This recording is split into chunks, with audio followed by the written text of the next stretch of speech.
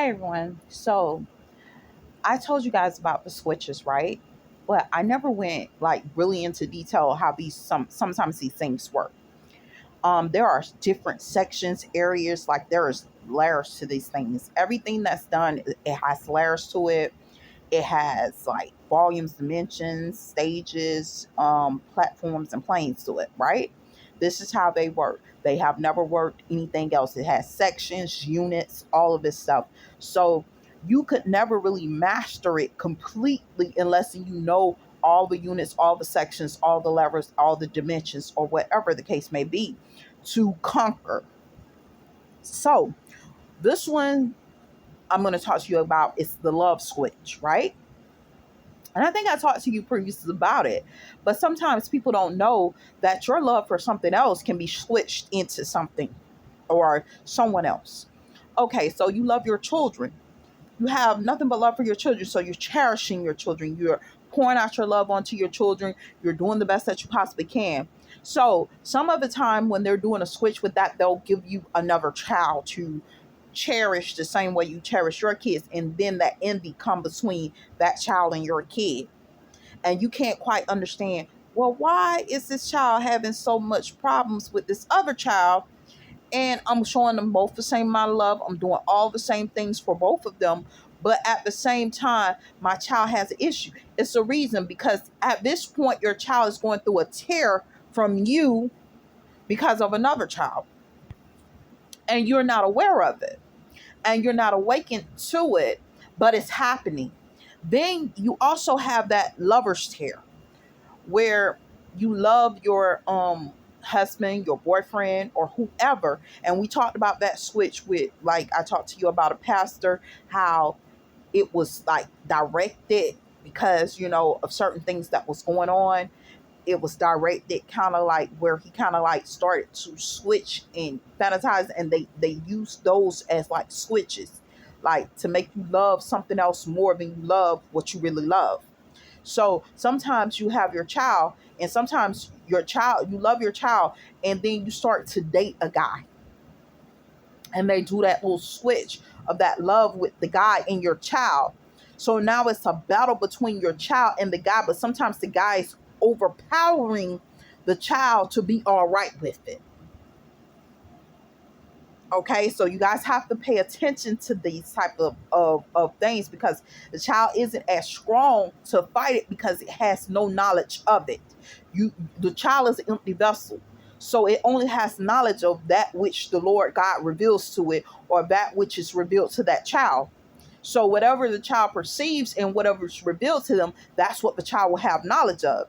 And therefore, if sin is introduced in, or they're introducing a environment of a dumbfounded state, they stay dumbfounded until God does his intervention. So it doesn't always mean the child is stupid, dumb, or anything.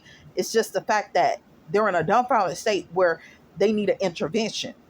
And a lot of times they don't even know that this is happening to children because they only see it in adults a lot of times. But the same puppeteering happens in children, it happens in adults, it happens in everybody age. I don't care how high up on the platform you is, it can still happen to you. So a lot of people moved up.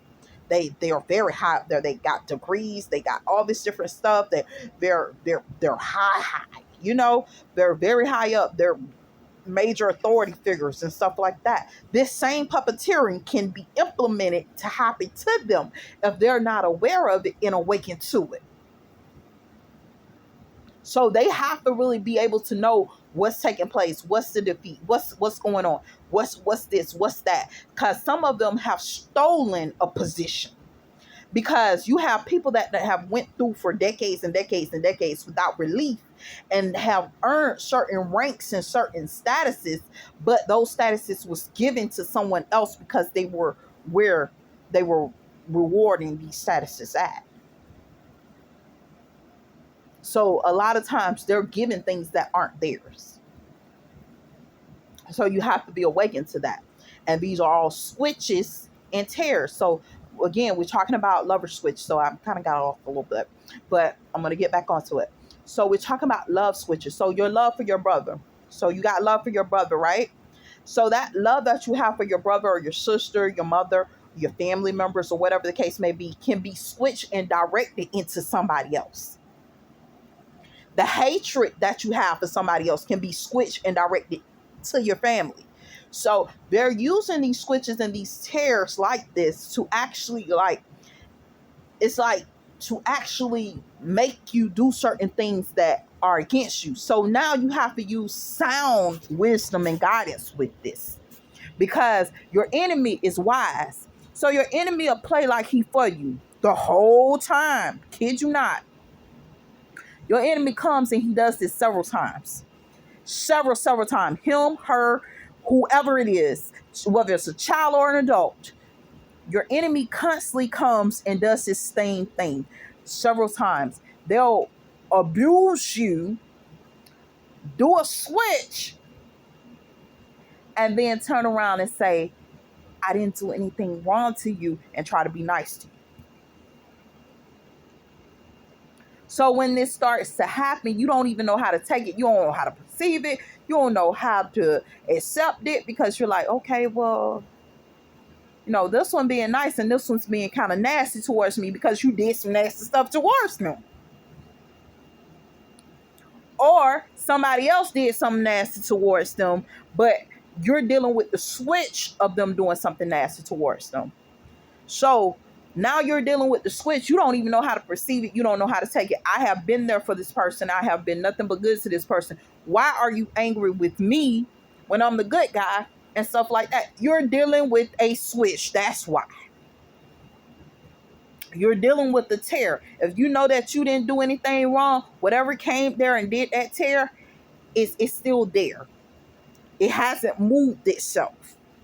So that has to be separated. You have to be removed from the tear has to be removed, but it hasn't removed itself. It's still sitting up there. It's still plotting. It's still planning. It's still sitting up there weaving. See, this is where the web starts to weave, because these tears begin to make a web to hold you in, to sit up there and suck the life and the blood out of you, and to take and steal from you through it. It's to isolate you so that they can conquer over you. You get what I'm saying? So that they can enslave you and put you into a mindset that's not really predestined for you. So this is something you have to be prepared for, because I have witnessed it. I know a woman can love her son, her daughter so much and have made sacrifices for that child. And all of a sudden, overnight, a man shows up and just take everything she worked for. I have seen a man do the same thing. He has sacrificed for his kids. He has sacrificed for his family. He has done everything that he could possibly do. And all of a sudden, a woman show up and just take everything away. And guess what? If you like the same sex, it's the same way. So you have to be careful, because the things that you love can be swept away so easily. You love your mom because you know your mom loves you. You know she has the best intention for you and stuff like that. But at the same time, these things are coming in and they're tearing. And that tear stays there. So you don't know why you're angry. You come around your mom, all of a sudden you get angry. You come around your dad, all of a sudden you get angry. And they don't understand. But it's stuff that has happened to you that you're still dealing with, because that tear wasn't removed. That thing that plagued you weren't removed. That thorn wasn't removed from you. It's still there, poking you, tormenting you, aching you, bothering you daily. And this is something that they're doing with these love tears. And that's what I'm going to call them. I'm going to call them love tears, because it's tearing you from your family. I can't have love for my family because there's a tear there where you done used my family against me for no reason.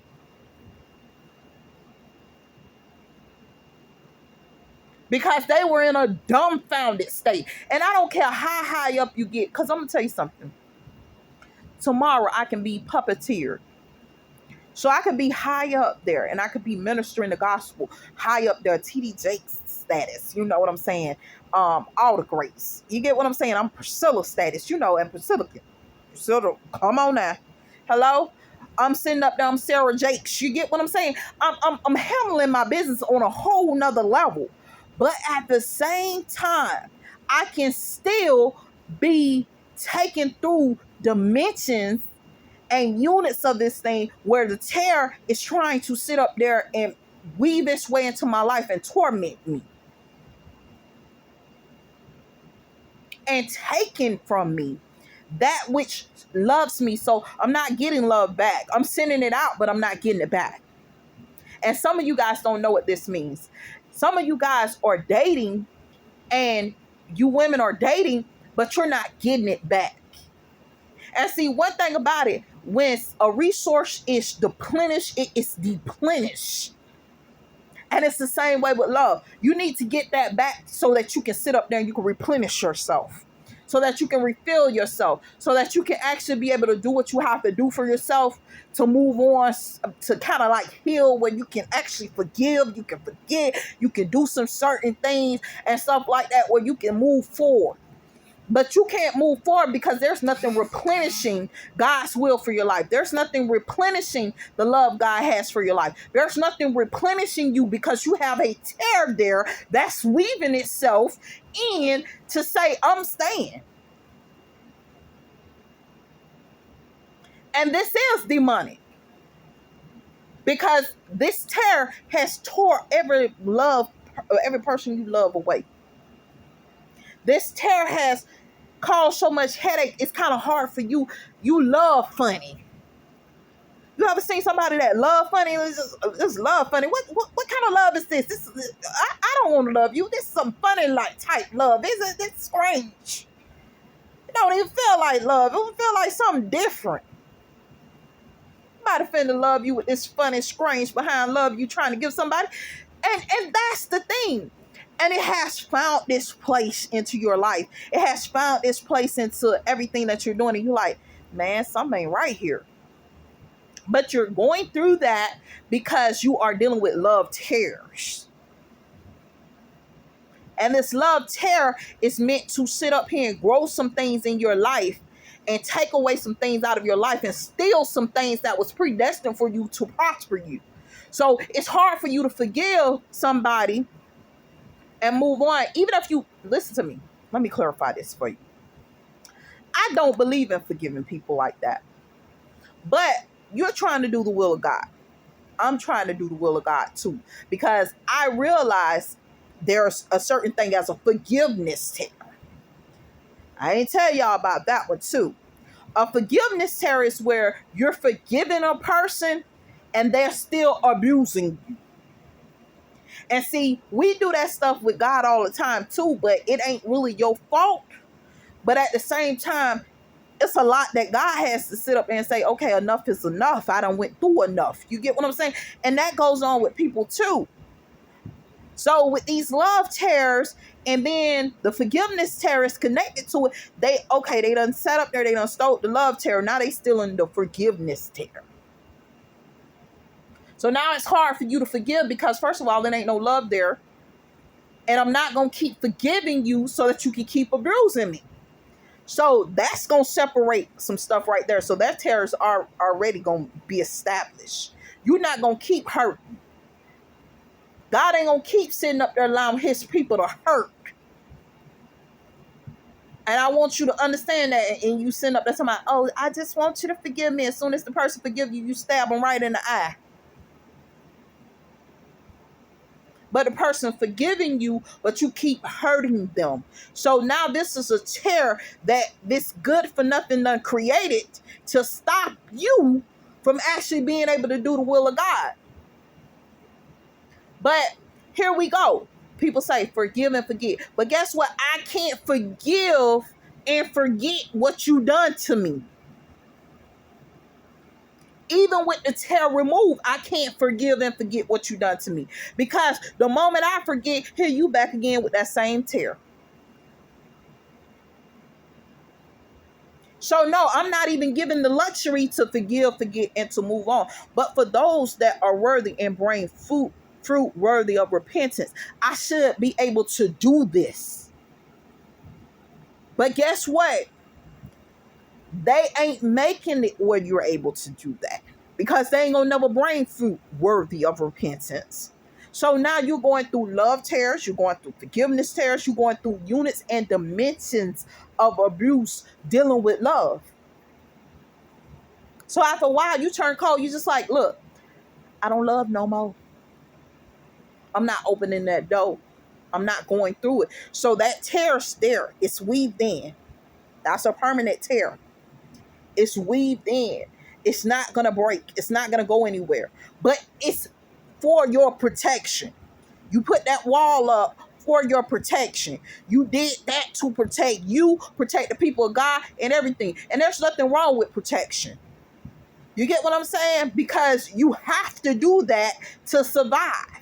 Your body automatically, if something continues to abuse your body constantly, your body will shut down and say, I'm not going to feel no more.